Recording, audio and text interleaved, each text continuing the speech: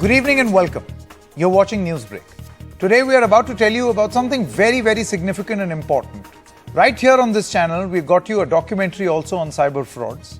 We've been regularly getting you stories of how cyber fraudsters are innovating and learning of newer ways to cheat you online.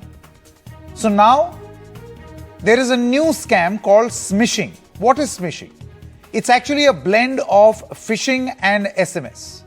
Deceptive SMSs, phishing, not the phishing kind, but this is a sort of a scam where dubious emails are sent to you, and that is called phishing.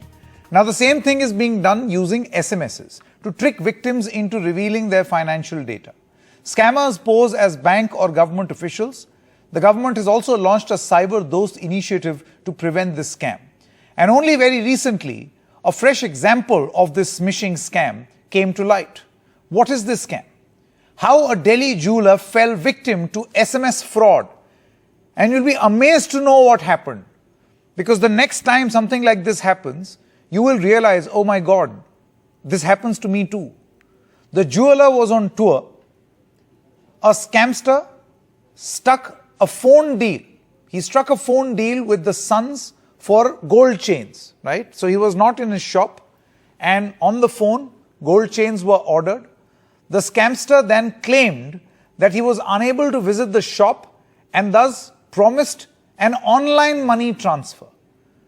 The jeweler received money credit message on the phone. You know those typical messages that you get, that so and so amount credited in your account. This was purportedly from the bank. What did this jeweler think? Money has been transferred. So 2 gold chains were delivered at an address given by the scamster. This man later found out that these SMSs were fake and no money was actually credited. He got a fake SMS of money being credited into his account. Now the cops are unable to trace the scamster so far. So do you realize what has happened? Something which you take for granted, an SMS on your phone, that money has been credited into your account, and you think that, okay, this deal has happened. Now scamsters are creating a situation where they can push fake messages that will look so real, that will make you believe that money has been credited. Whereas this is actually the latest cyber fraud.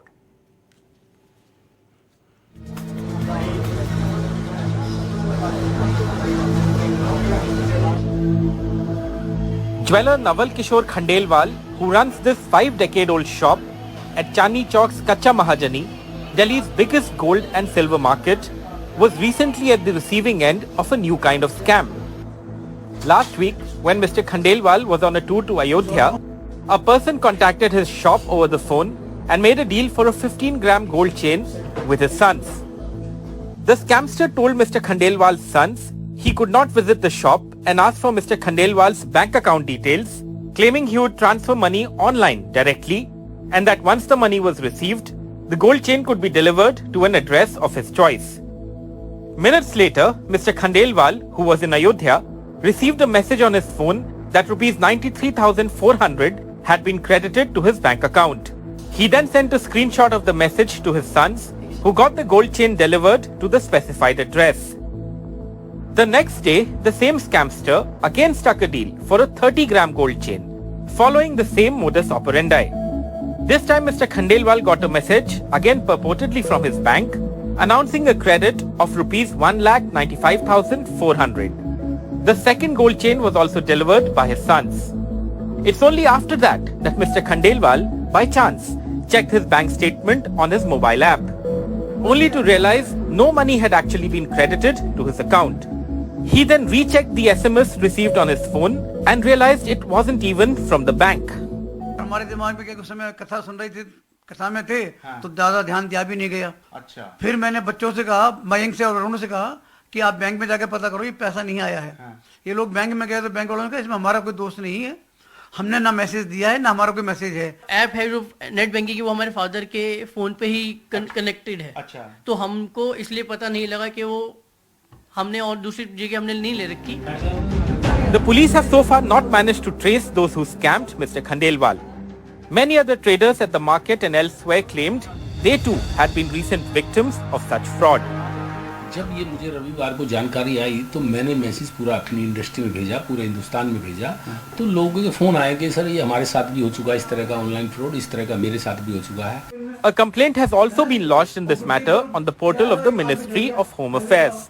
But cyber law experts believe this is not a cyber fraud. Instead, it is a matter of forgery and criminal breach of trust. ये matter cyber law में आता ही नहीं है, क्योंकि ये criminal matter है, cheating का case है. किसी ने एक मैसेज फॉर्ज करके किसी को भेजा है, इसमें ना तो बैंक पोर्टल यूज हुआ, ये टोटल मैटर आईपीसी के अंडर कवर होता है. Whatever it may be, this matter is a lesson for all of us. With Sharat Sharma, Bureau Report, NDTV. Now, this can happen to any one of us. Imagine you are expecting a payment from someone and you get a message which looks so much like a message from your bank as an SMS which says that the amount has been credited in your account. And you are comfortable thinking that this has happened. But in reality, the message is fake. So how not to fall prey to these bank SMS fraudsters? Here are a few tips that you can follow. Number one, read the SMS carefully. And in just a short moment, we'll tell you how to check for any minute changes. Now, banks have started issuing advisories. No sensitive information will be asked for in an SMS. So if somebody is doing that, this is most likely to be a fake message. Next, tally your SMS information with an online bank statement soonest. I know it's very difficult, but maybe for those big amounts, you can follow this practice before you go ahead with a deal. And do not trust any purported bank SMS blindly. One has to be alert. I know it's a tendency. We see a message and we think, okay, the deal is through. But now it is very, very clear that this is the latest scam in town. Let's also quickly show you what HDFC Bank and many other banks have now started pushing out to their viewers, that when you're going digital, you have to go secure. So that's the bank trying to help you identify what sort of a message is going to be a genuine message and what message is going to be a fake message. So there will be a link which will begin with HDFC and the details have been given. The sender ID will be HDFC BK or HDFC BN. Now in different banks, this is going to be different. Maybe you can approach your bank. The bank will never ask for sensitive information like OTP, MPIN or password. So be very careful that any such message which looks like a message from the bank will never ask for these things. I think being alert and being aware is the best way to arm yourself against these cyber fraudsters and their latest trick. So latest fraud alert, that money transfer SMS could be fake. Let me introduce our guest, Apar Gupta, lawyer and executive director of the Internet Freedom Foundation, Khushbu Jain, advocate of cyber law, Brijesh Singh, he's an IPS additional director general of police, government of Maharashtra, also a cyber security expert, Amit Dubey, cyber security expert. Thank you very much. Important discussion. Khushbu Jain, let's begin with you first. You see, whenever you try it seems at this moment that we are all playing catch up to these cyber fraudsters. That you arm yourself with knowledge on one issue only to learn that there is a new scam in town.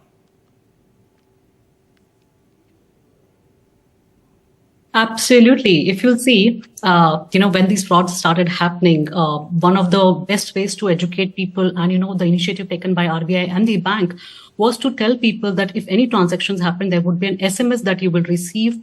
And that SMS is the one where you should check that, the money has been gone away from your account. And if something like that happened, immediately report. That's something which, all of us were being informed, and now all of us were very vigilant that let's be vigilant, because time is an essence when it comes to cybercrime. Now, these fraudsters have become more smart. What they do now is they send you a message. I'm talking about a different crime. They send you a message which is almost similar to, what exactly banks will send you. And they say this money has been, debited from your account. In case you have not done this transaction, please report on this. And the moment you click on that link is a malicious link. Or, you have been asked to put in certain information. That information is not the place where it should go. One. The second, the one which we are talking here today is the aspect where criminals are now, they've understood that one of the best ways bank are very prominent in sending messages and people are aware about this. So let's take this as a benefit. So they go and they take help of, different, this is practically shell companies or some other companies where this mediatory, which are there, which are tele SMS portals. That's where they go and they make some identical header, footer, and send you the message. So let's say the message should come from your bank. They would say that, okay, HDFC alert, this much money has been gone, and they would look so identical that you'll be like, yeah, this is how it is. We are used to seeing 3 things in the message, and you're like, okay, the HDFC or SBI or whatever the payment gateway you're using, that money credited this much amount, and you're sorted. You don't go on checking it. So I think that's where now we have to go a step ahead, because criminals are very smart. They understand that any new thing, any awareness, let's use it to our benefit and make people victim of that. So now I think we have to go a step further, where we have to go on checking the details as to from where this link has come up, how to check the SMS. There are a lot of portals which have been opened by Google, Microsoft. Latest has been Truecaller, where they are SMS manager, and they you can check whether this SMS is fraudulent or not. There is a red proper dot over there. That's interesting. That's very interesting. So there should be devices and tools for people to check these messages, and that would help them. Apar Gupta, I want to come to you now. You see, most of the people trust their messages blindly. They trust an SMS blindly. And for someone to dupe you by fraudulently sending a message from a bank, he cannot just push a normal SMS. That person, that fraudster, would perhaps have information on where your bank account is. Is your bank account number the same or the last 4 digits? So this is some high-grade forgery.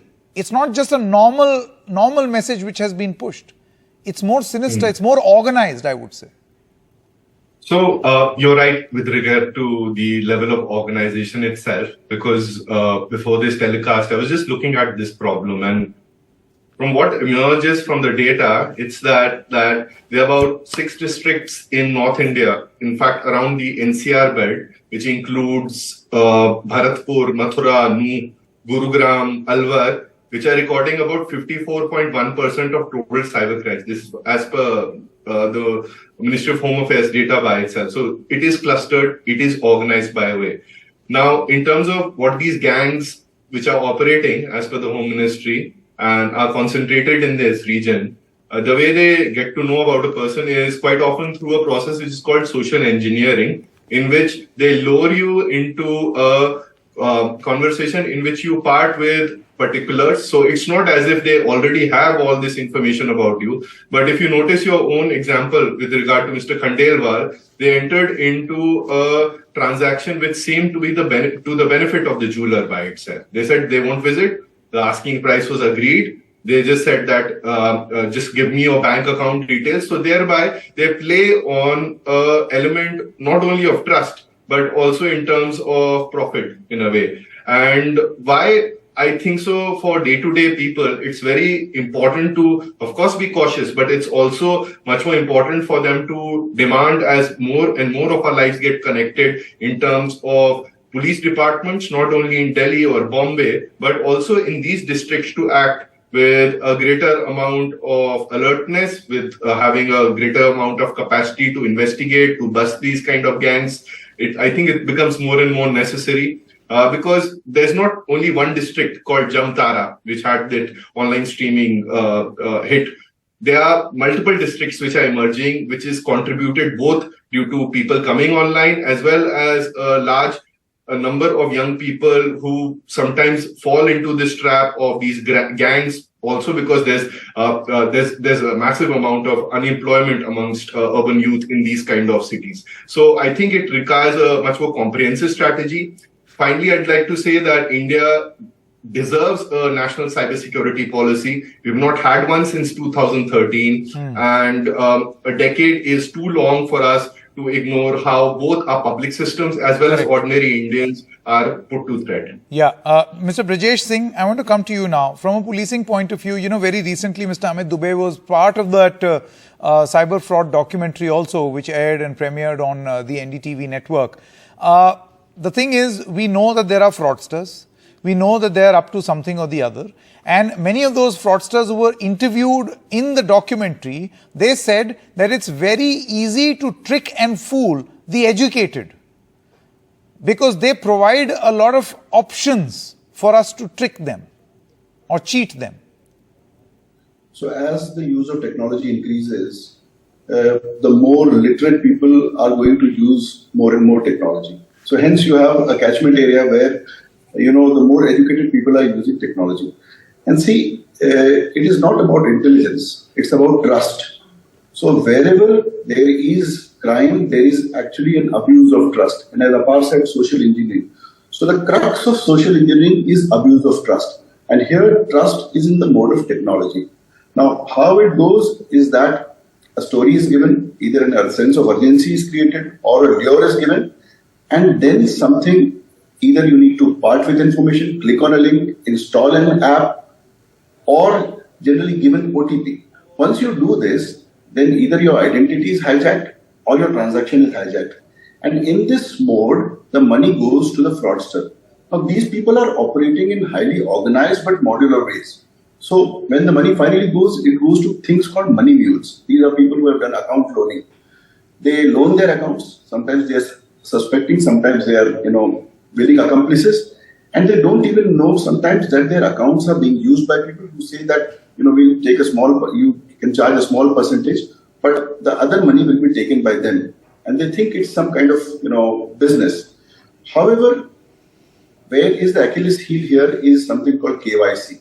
And the KYC is broken because as law enforcement, as Amit would also stand by me, that once we go to investigate, we get to a point where there's either a fraud SIM card which has been obtained by using a synthetic or fake identity. Otherwise, there is a bank account which has been opened without proper diligence. Now, India actually lost a chance in connecting it to Aadhaar. If you actually look at the number of crimes which are done with Aadhaar linked account, you will find that it is very, very rare.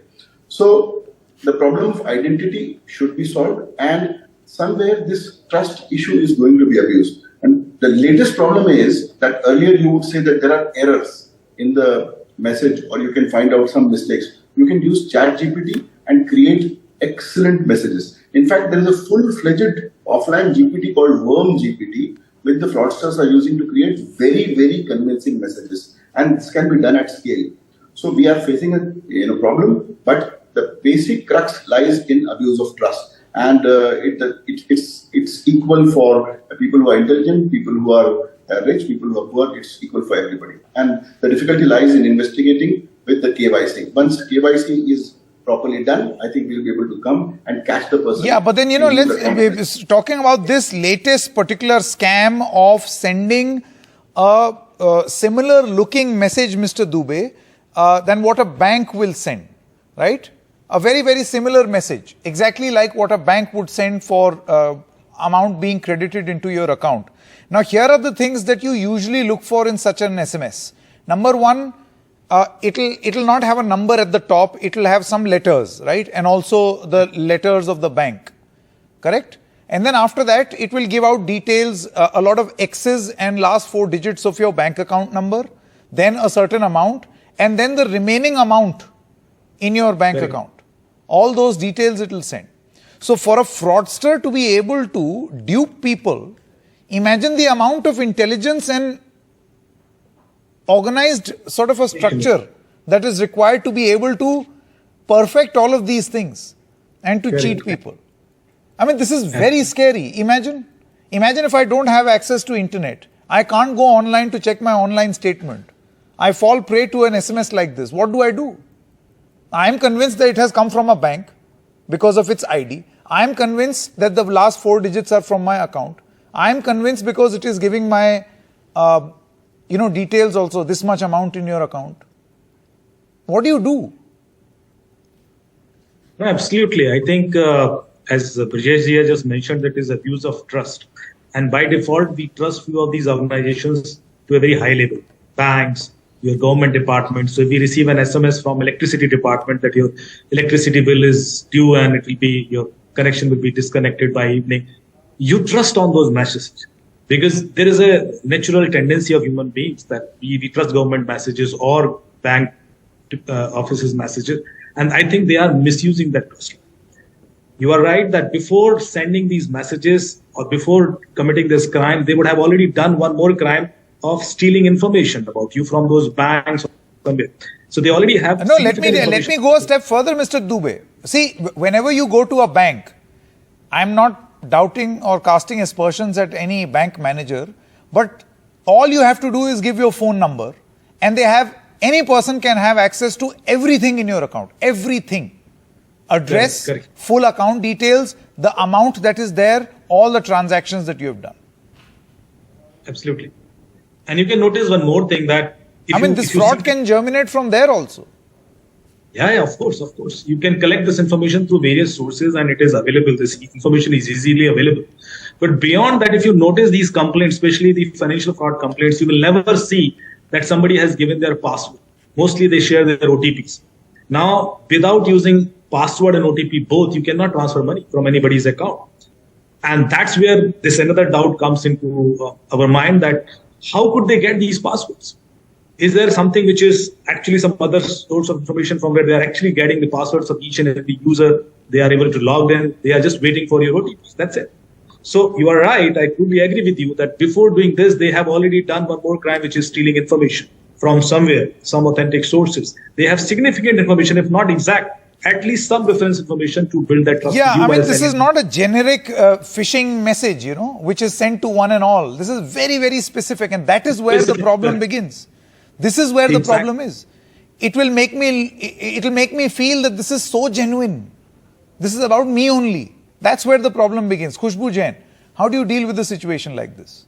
Apart from of course, being very, very aware. See, one is you can go on there is a portal which is smsheader.try.gov.in.